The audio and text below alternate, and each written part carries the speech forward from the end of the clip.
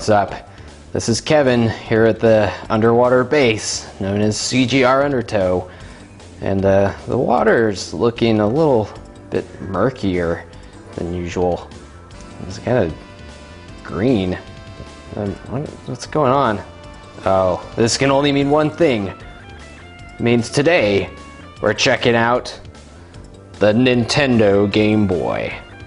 That's right, the original, the first console in the Game Boy line, which was released in 1989.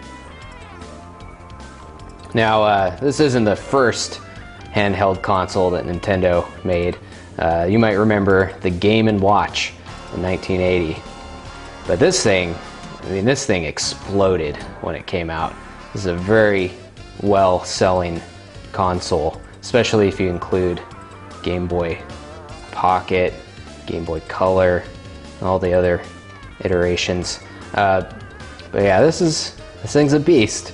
It hasn't aged as well as I'd like it to, but definitely had some great memories with this thing.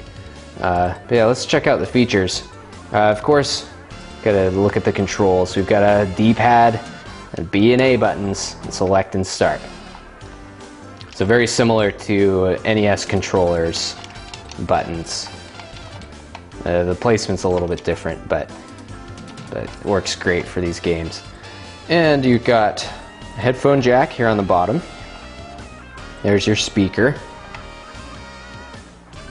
And on the side, there's your volume control and your external connector, which is used to hook up, your Game Boy Link cables or Game Boy printer if you have one of those.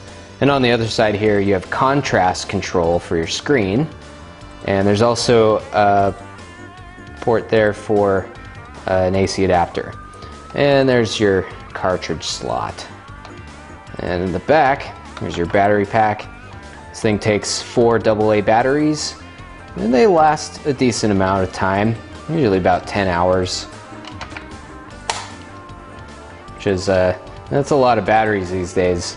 But compared to stuff like the Game Gear and the Atari Lynx, which were out around the same time, those took 6 AA's and didn't last for very many hours.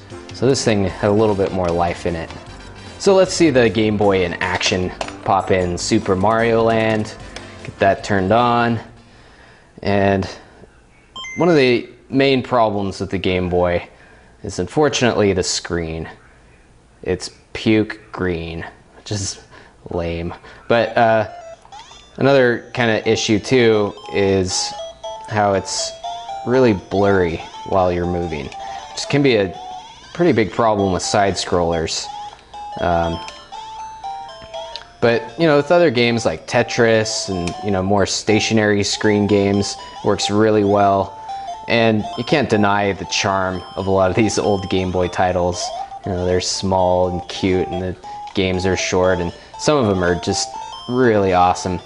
But it's really hard to play Mario and talk at the same time, as you can see. But yeah, there you have it. A classic handheld console. If you're looking for one of these, they're not too hard to find. And there's lots of other versions too. The Game Boy Pocket is pretty sweet. It's like this, but a lot thinner, better battery life. You might also be interested in the Game Boy Light, which only came out in Japan, and it actually has a backlight, which solves a lot of those screen problems. But otherwise, it's the original. A lot of influence from this thing. Great nostalgia right there. So, I hope you've been enjoying Game Boy Week here at CGR Undertow. Catch you next time.